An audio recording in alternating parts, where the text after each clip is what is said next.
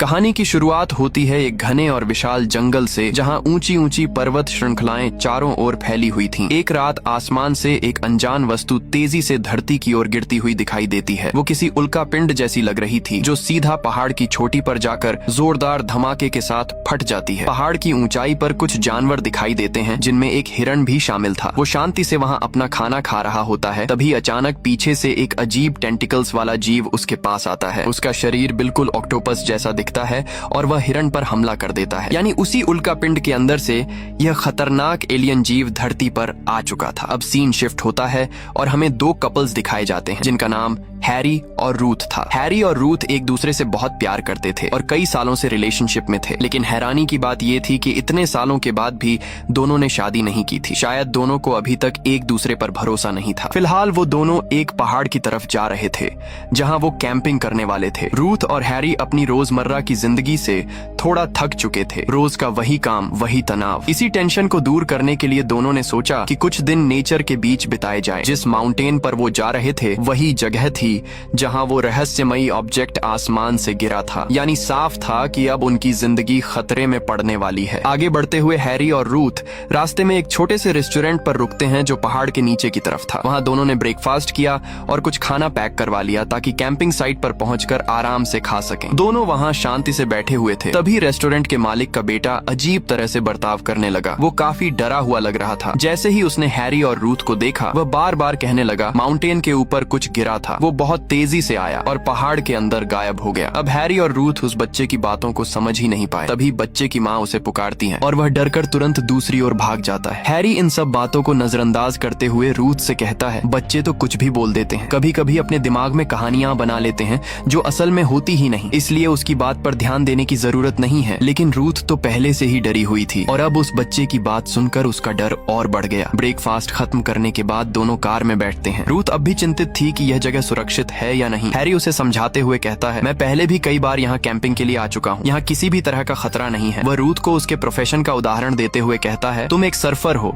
है ना? पानी के अंदर कई खतरनाक चीजें होती हैं, फिर भी तुम सर्फिंग छोड़ती नहीं। बस यही बात यहाँ भी है। हम यहाँ मजे करने आए हैं। अगर डरते रहेंगे तो कभी एंजॉय नहीं कर पाएंगे। हैरी की बातें सुनकर रूथ थोड़ा शांत होती है और आखिरकार जाने के लिए तैयार हो जाती है। अब दोनों उस माउंटेन पर साथ में कैंपिंग करने जा रहे थे। रूथ दरअसल यहाँ सिर्फ हैरी की वजह से आई थी, क्योंकि कैंपिंग का शौक तो हैरी को था। उसी ने रूथ को मनाया था कि वो उसके साथ चले। रूथ भी उसका दिल नहीं तोड़ना चाहती थी, इसलिए वह मान गई और उसके साथ आ गई। दोनों ने कैंपिंग के लिए सारा जरूरी सामान ले लिया था और अब वे माउंटेन की तरफ बढ़ने लगे। थोड़ा आगे बढ़ने के बाद रूथ को कुछ अजीब महसूस हुआ। उसे दिख रहा था कि जंगल में एकदम सन्नाटा है, न किसी जानवर की आवाज, न कीड़ों मकोड़ों की भनभनाहट। आमतौर पर जंगल में हर तरफ से आवाजें आती रहती हैं, लेकिन यहाँ मानो सब कुछ ठहर गया हो। यहाँ तक कि पेड़ पौधे भी हवा में ज्यादा नहीं हिल रहे थे। रूथ इन सब बातों को ध्यान से देख रही थी और उसे महसूस हो रहा था कि कुछ तो गड़बड़ है। काफी देर चलने के बाद हैरी और रूथ को एक खुला इलाका नजर आया। हैरी के मुताबिक वो जगह कैंपिंग के लिए बिल्कुल परफेक्ट थी, इसलिए उन्होंने अपना सारा सामान निकाला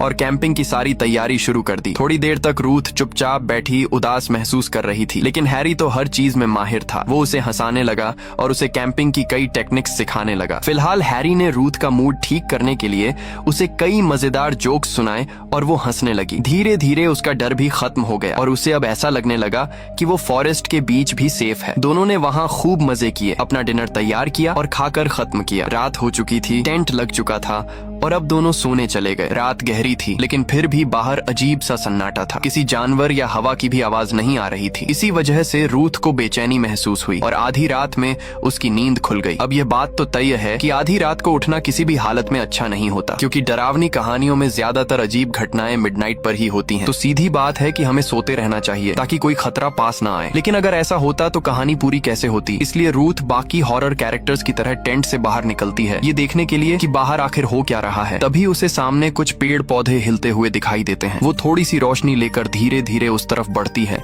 तो उसे पता चलता है कि वहाँ एक हिरण खड़ा है। हिरण आमतौर पर इंसानों पर हमला नहीं करते, इसलिए रूथ ज्यादा डरी नहीं। लेकिन रूथ ने नोटिस किया कि उसके पीछे से कुछ और गुजरा है। उस चीज की स्पीड इतनी तेज थी कि वो उसे ठीक से देख भी नहीं पाई। अचानक पीछे से किसी ने रूथ को टच किया। वो पलट कर देखती है तो सामने हैरी खड़ा था, जो उसे ढूंढते हुए यहाँ तक आ गया था, क्योंकि वो आधी रात को टेंट से निकल गई थी। दोनों अब चैन की सांस लेते हैं और वापस टेंट में लौट जाते हैं। रात बाकी शांतिपूर्वक गुजरती है। सुबह होते ही दोनों फिर से अपने सफर पर निकल पड़ते हैं। उनका टारगेट था माउंटेन के टॉप तक पहुंचना, जहां हैरी कुछ खास दिखाना चाहता था। घंटों चलने के बाद आखिरकार वो उस जगह पर पहुंचते हैं। हैरी ने रूथ की आंखें बंद करवाईं और धीरे धीरे खुलवाते हुए कहा, अब देखो। और जैसे ही रूथ ने आंखें खोली, सामने एक खूबसूरत ओशियन व्यू था। आसमान से मिलता हुआ नीला पानी, बिल्कुल किसी ड्रीम जैसी जगह। यह नजारा देख रूथ बहुत खुश हो गई। दोनों मिलकर उस पल को एंजॉय करने लगे। लेकिन असल बात यह थी कि हैरी सिर्फ उसे ये व्यू दिखाने नहीं लाया था। उसके पास रूथ के लिए कुछ खास था। उसने धीमे स्वर में कहा, जब तुम मेरी जिंदगी में आई थी सब कुछ बदल गया था। मैं खोया हुआ था, लेकिन तुमने मुझे सही रास्ता दिखाया। इतना कहते ही हैरी ने अपनी जेब से एक रिंग निकाली और घुटनों पर बैठकर रूथ को शादी के लिए प्रपोज कर दिया। रूथ ये सब देखकर खुश तो होती है, लेकिन साथ ही बेहद शौक में भी आ जाती है। दरअसल रूथ को एक ऐसा डिसऑर्डर है जिसमें अगर वो किसी अनजान या अचानक हुई चीज को देख लेती है तो उसे तेज एंग्जाइटी होने लगती है। उस वक्त उसे कुछ समझ नहीं आ रहा था, इतनी बड़ी जिम्मेदारी कैसे निभाएगी। उसका सिर घूमने लगा और वह घबरा गई। तुरंत उसने अपने बैग से एंग्जाइटी पिल्स निकाली और खा ली। थोड़ी देर बाद जाकर उसे थोड़ा आराम मिला। रूथ जानती थी कि उसका यह डिसऑर्डर कभी पूरी तरह खत्म नहीं होगा और वह नहीं चाहती थी कि हैरी उसकी इस परेशानी में फंस जाए। इसलिए मन न होते हुए भी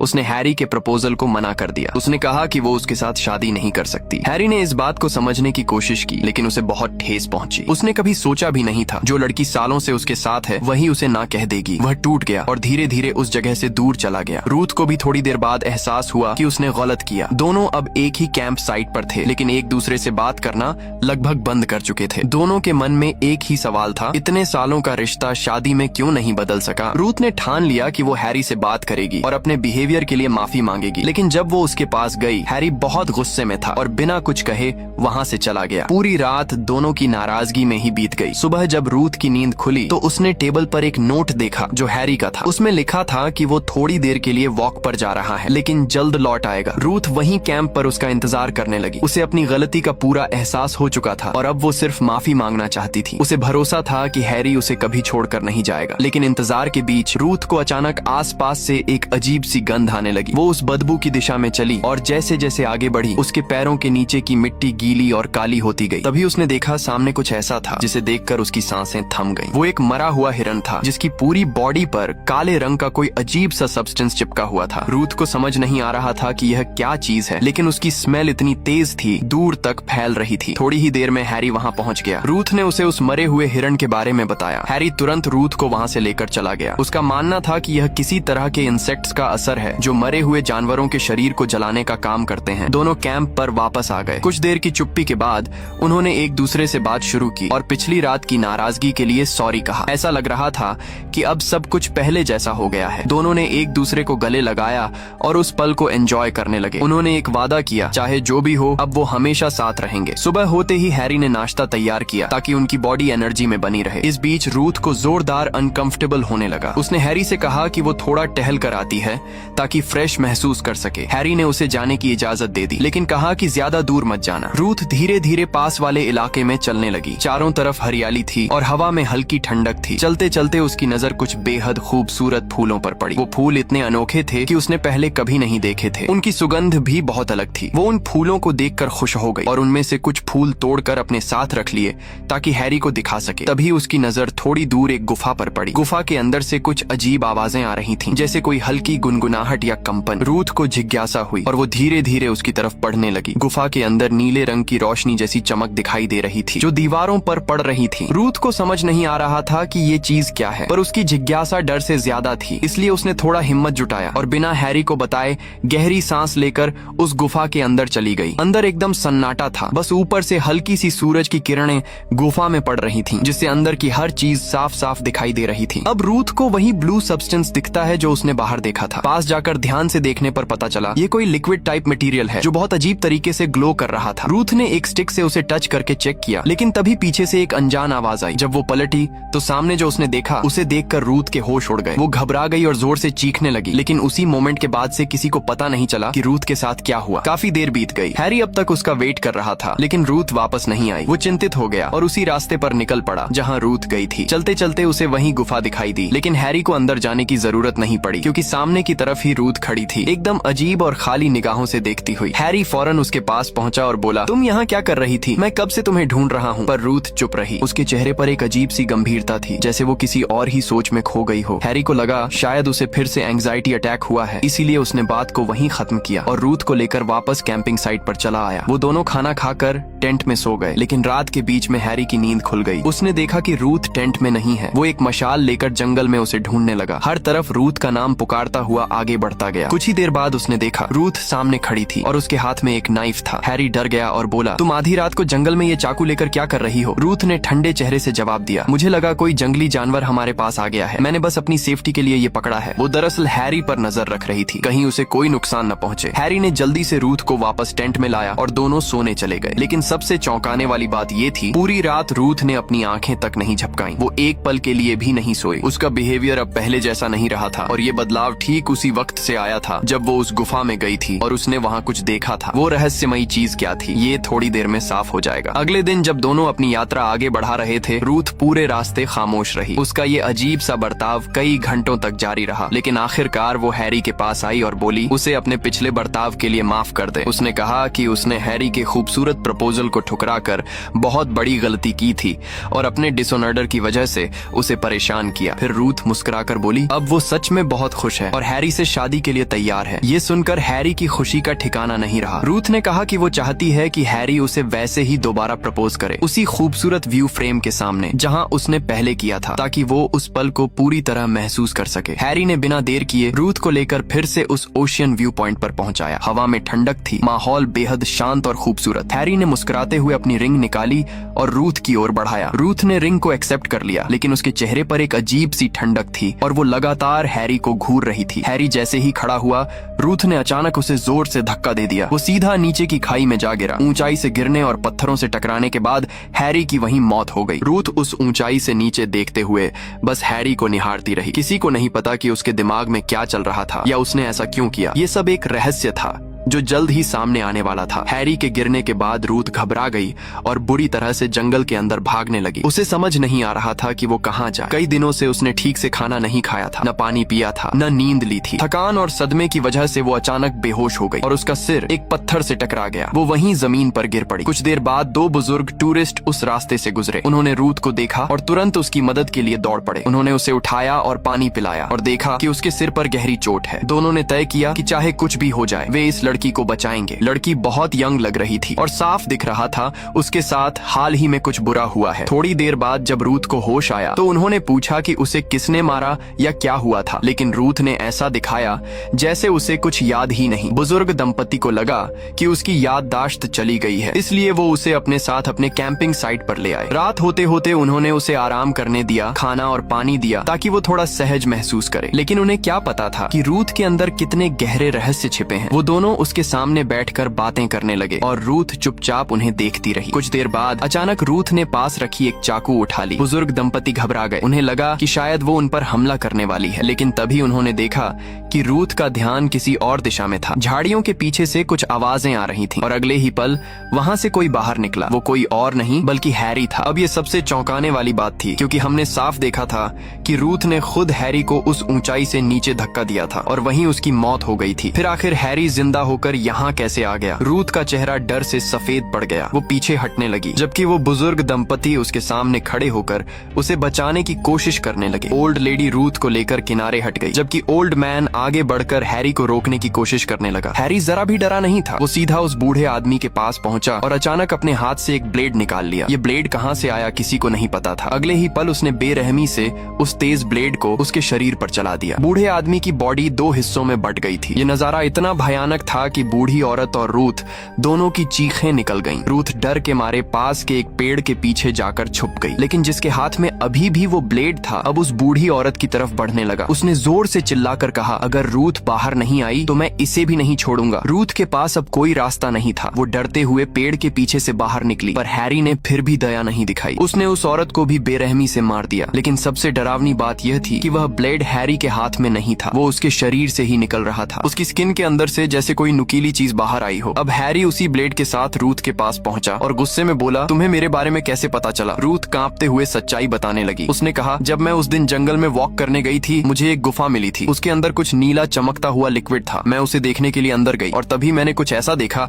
जिससे मेरी चीख निकल गई थी। वो चीज कोई और नहीं बल्कि हैरी की असली डेड बॉडी थी। वो वही था, वही कपड़े, वही चेहरा, लेकिन उसका शरीर पूरी तरह से काले पदार्थ से ढका हुआ था, जैसे किसी ने उसके ऊपर कुछ चिपका दिया हो। रूथ को तभी समझ आ गया था कि कोई या कुछ उसकी बॉडी को होस्ट की तरह इस्तेमाल कर रहा है। ये दृश्य देखकर उसे बहुत तेज पैनिक अटैक आया और वो वहाँ से भाग गई थी। लेकिन जब वो वापस आई तो उसके सामने वही हैरी खड़ा था, पर वो हैरी नहीं था, वो कुछ और था जिसने हैरी के शरीर को अपना बना लिया था। रूथ ने ये बात किसी को नहीं बताई। उसने सामान्य रहने का नाटक किया ताकि वो दूसरा हैरी ये न समझ सके कि उसे सच्चाई का पता चल गया है। उसकी आंखें अब इंसानों जैसी नहीं लग रही थीं, पूरी तरह चमकदार नीली। वो गुस्से में बोला, अब तुम मेरे बारे में सब कुछ जान चुकी हो तो तुम्हें भी मरना होगा। उसकी उंगलियों से वही नुकीली ब्लेड फिर बाहर निकलने लगी और वो रूथ की तरफ बढ़ा। रूथ घबरा कर पीछे हटने लगी। आंसू उसकी आंखों से बह रहे थे। वो बोली, कृपया मुझे मत मारो, मैं किसी को कुछ नहीं बताऊंगी। कुछ सेकंड के लिए सन्नाटा छा गया। हैरी रुक गया और उसी पल कुछ बदल गया। उसके चेहरे पर गुस्सा नहीं बल्कि एक पल के लिए दर्द और इमोशन झलकने लगे। वो शायद वही पुरानी यादें थीं जो असली हैरी के अंदर थीं। उसका प्यार, उसकी फीलिंग्स, उसकी इंसानियत। ऐसा लग रहा था कि वो एलियन सिविलाइजेशन